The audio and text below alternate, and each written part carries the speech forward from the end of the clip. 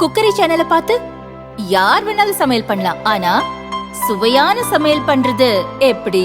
நான் இதயம் நல்லெண்ணெயில சமையல் பண்றேன். ஆஹா ஓஹோன்னு பாராட்டுறாங்க.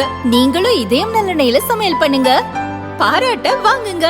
தினம் தோறும் வாங்குவே இதயம் மக்கள் பாதுகாப்புக்காக ஒரு கேம்பெயின் பண்ணுறோம். அதை ஃப்ளைட்டில் லான்ச் பண்ணுறாங்க. Mister Thomas Rijoy Thomas, Emil Jose அவங்க இனிஷியேட் எடுத்து பண்ணுறாங்க. அதுக்கு என்னையும் சோபாவையும் கூப்பிட்டுருக்காங்க. நிறைய சொல்லலாம். எங்கம்மா எங்க சோபா எங்க போயிட்டாங்களா? அரசியல் வந்து அதை பற்றி ரெண்டு வார்த்தை பேசுகிறேன்.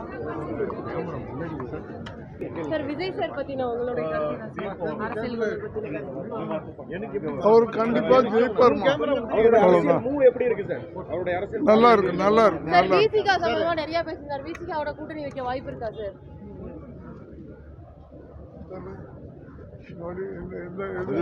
சார் அம்பேத்கர் புத்தக வெளியீட்டுல வந்து அரசியல் பேசிட்டான்னு சொல்லிட்டு ஒரு சார் அம்பேத்கர் புத்தக வெளியீட்டுல சார் கொஞ்சம் நான் வந்திருக்கிற பர்பஸ் வேற, நான் வந்திருக்கிற டாபிக் வேற. வேற எது கேட்டாலும் தளபதி 69 கைதி 2 எப்படிங்க சார்? ரொம்ப நல்லா போயிட்டுருக்கு. தளபதி 69 கைதி 2 வந்து நெக்ஸ்ட் இயர் தான். ஸோ இல்லை அதெல்லாம் ஒரே ஒரு